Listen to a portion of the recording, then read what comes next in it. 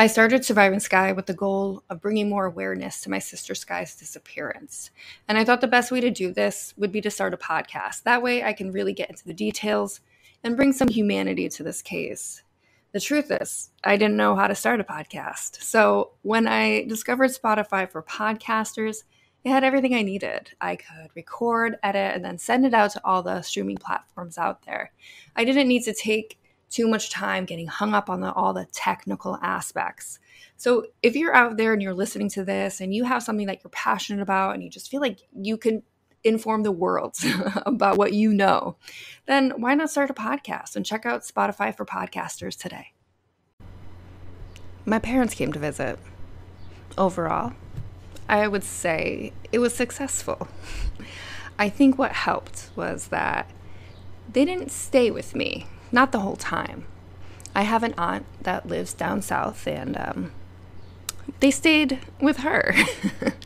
But so did my family as well. So me, my husband, and my son.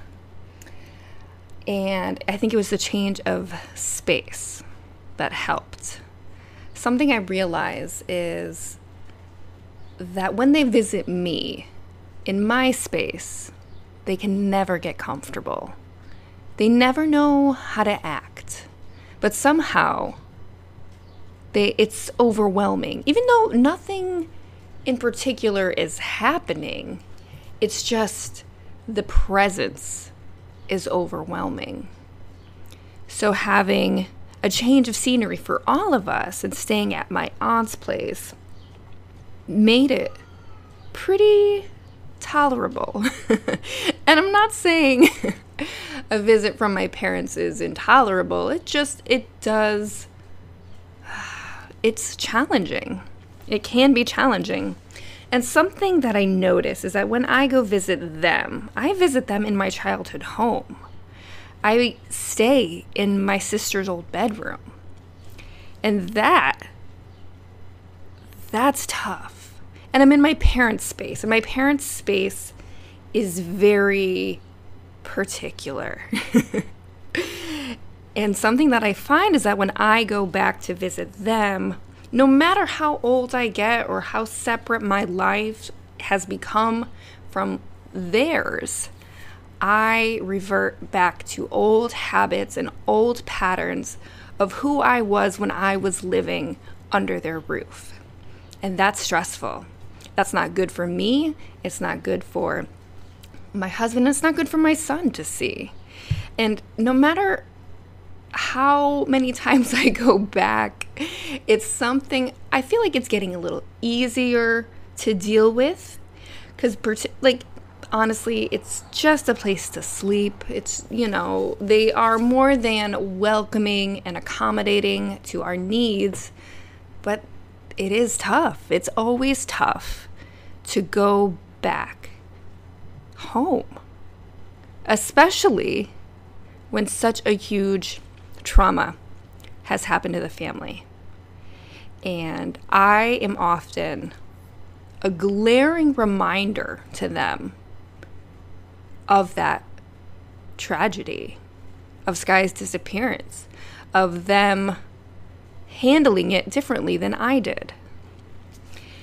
And something about this trip, that their visit, it made me realize something. I often, for years after Skye's disappearance, I had very intense and uncontrollable intrusive thoughts. And if you don't know what intrusive thoughts are, sometimes it's hard to explain. Basically, it's just like this flood of thoughts and images and feelings that you cannot control. You cannot shut it off. So after Skye's disappearance, I was flooded with grief, uncontrolled grief. And it was the idea that everybody around me was dead. I couldn't control these thoughts, and I would have physical reactions to these scenarios that were just made up in my head. It was so overwhelming. And that went on for maybe 2 years, where I just had so much stress and anxiety from just these thoughts that I just couldn't stop. I remember moving out of my parents' house after a year after Skye's disappearance. And driving was a big trigger. It was like this lack of control if I was in the passenger seat. If I was driving, I had a bit more control. But it was this sense of just everything being out of control. I would violently react if another car on the road got too close. I would go and visualize these horrific car crashes that I would physically react to. And it was debilitating. It was so debilitating.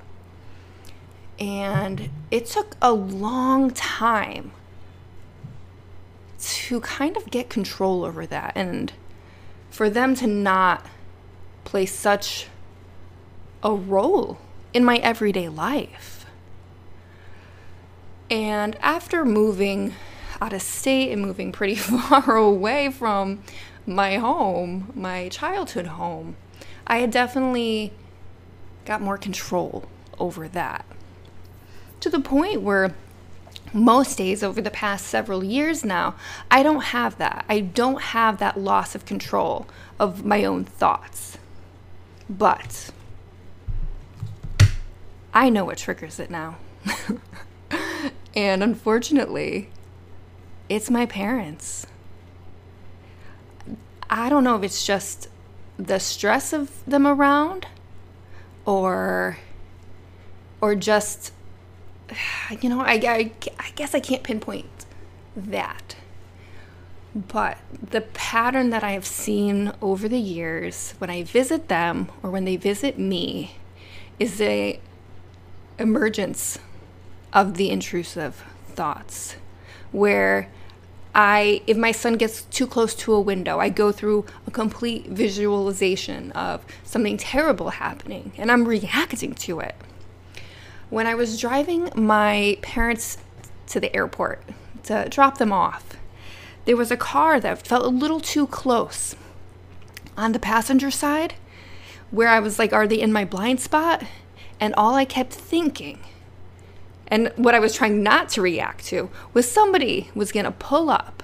My dad in the passenger seat next to me, somebody was going to pull up and just shoot him in the head. Just shoot us all in the head. And I am going through the thoughts of how do I drive through an accident like this? I'm seeing the median to the left of me, and I'm like, how do I survive this? And and we went on a whale watch, and I'm next to my mom. My dad didn't go on this with us because he's really sensitive to motion sickness. But the horrors that I'm like reacting to in my head about, I think most people might be terrified of the ocean going so far off the coast. But the things that I am feeling, it's so overwhelming. Like, I don't even want to get into all of the scenarios that go through my head when they're around. It's upsetting. It's very upsetting for me. And you know what? It was that last thought that I was reacting to in the car on the way to the airport to drop them off, when I realized, I'm like, I haven't had these thoughts in a long time. And I haven't, I guess the last time I had them was the last time I saw them. And I think it's all part of the process of when you have a traumatic event, it never leaves you, you know? I think it may take a lifetime for me to understand fully the depth and the complexity that it has had on my mind and my feelings and all of that. And I suppose at a point where I've come to terms with it.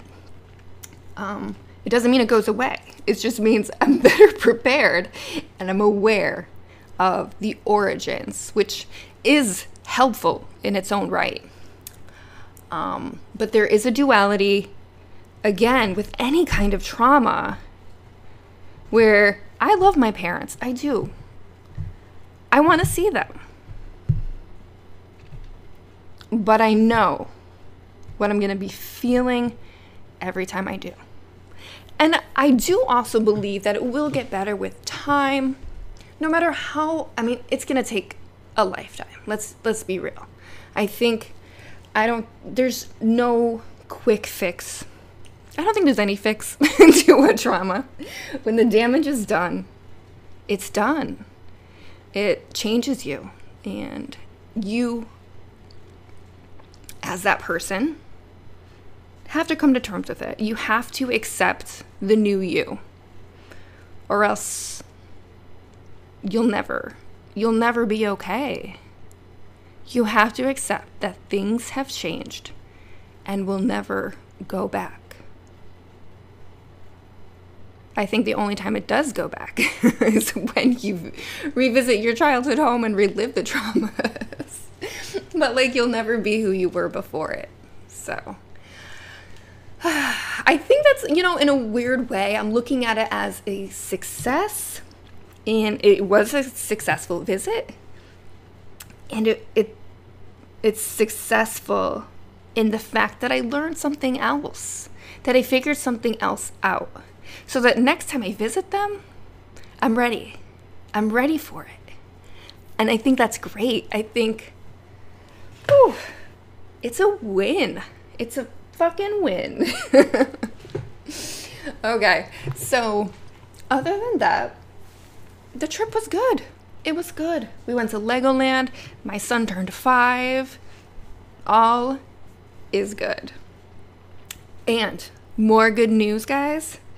I had said it on TikTok, but during my parents' visit, I did receive an email from a detective in Southington who is now on the case. And he had informed me about this new process called FIG. It's Forensic Investigative Genealogy. Oh no, genealogy something. But basically, what I now know a little bit more about it, it is the process. It's the work in checking out and uploading the DNA into databases like GEDmatch. And there is another one. The name is escaping me. I should be more prepared with this, guys, right? But basically, it's just another database for the family DNA to be uploaded to, so that there is a new avenue to check for DNA profiles and matches, like potential matches that, may help us in Skye's case. And that is a win. I'm pumped about that. And I have uploaded my DNA to GEDmatch. I did that a while ago, but my parents, they're gonna now do, they have to get 23andMe, and then we can upload more info and let the detective know. As you know, I hope you know, I've stated in the last podcast and on TikTok that the Interpol results were back from iFamilia, and there had been no DNA matches to Skye. So, again, any news is good news, and I'm thankful for that. What else? I think that might be it, guys. Another short episode, which is good, because I talk about some fucked up shit here. It's good to keep it short. It makes me feel good. I feel great sharing this, because, yeah, just knowing that my listeners take an interest in Skye's case and my healing journey, I guess, it means the world to me. I have had an outpouring of support lately. I had recently done a video with Unfiltered Stories, and you can find that on Facebook and YouTube. It might be somewhere else. And that has reached a whole new audience. So if you guys are new here from seeing that video, welcome. I am so happy to have you here. And I'm so happy to share this story of Skye's story and my family's story. I just want to open this up to a larger audience, because in this journey I've realized that there are so many other people out there who have similar events, who have been through similar events and have similar feelings. And the people that have reached out to me, like, I feel seen, and I feel they feel seen, and it's been so good. It has been so good. So let me not ramble on anymore. Just know that I appreciate each and every one of you. And this has been Therapy Notes, Session 7.